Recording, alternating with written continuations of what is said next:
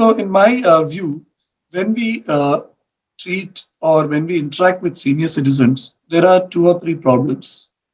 The first thing is that senior citizens have not just diabetes, but they have many other diseases. They may have many other problems. They have high cholesterol, they have high blood pressure, and they may have other illnesses like cardiac disease.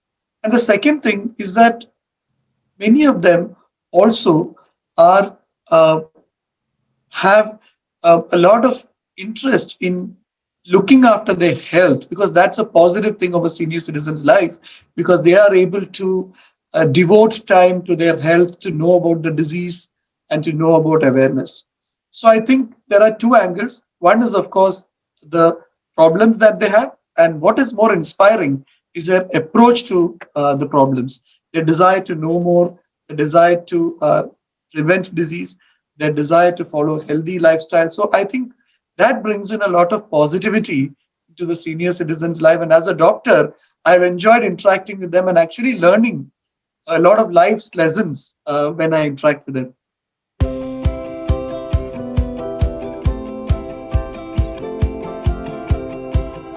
So the most important management tip I have to give to senior citizens is that do not worry, do not panic.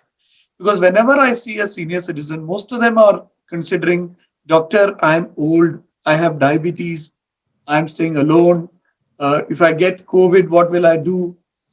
But really, I think it's important to note that though COVID has a predilection for people with diabetes and for elderly, main majority of COVID transmission can be reduced by simple steps such as wearing a mask, a hand sanitization, and social distancing.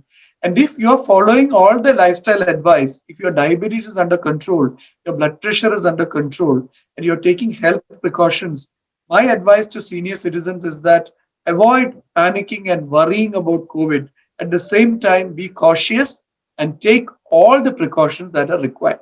So, in one word, I'd say no need to panic.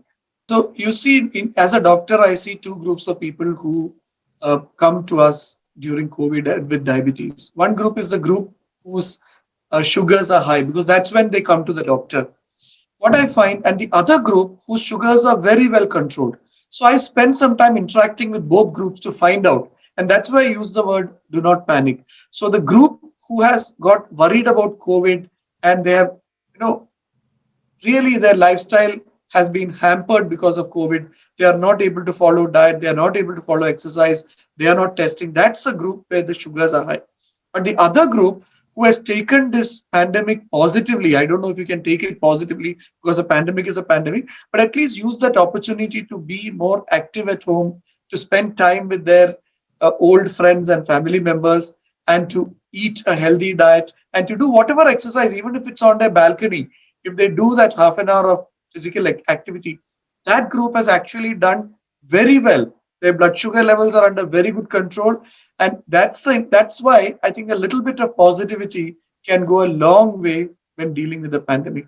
Because I think that's where I think I find the people who are positive are doing very well. So I encourage all our senior citizens listening to this be as positive as possible. And another point is not to neglect the non-COVID diseases like diabetes and hypertension, chest pain. So some people have who have chest pain or other symptoms of, they tend to worry and they tend to stay at home because of the worry of going to a hospital. What I suggest is do not worry. Most hospitals are safe if you follow all the precautions, and do not neglect non-COVID illness. For example, a small problem like a dental infection. If you go and show a doctor and take a simple antibiotic, it can be easily corrected. But if you sit at home and it becomes a pus-filled abscess, it can be a big problem. So I think don't neglect the non-COVID illnesses because of the worry of COVID, and stay positive.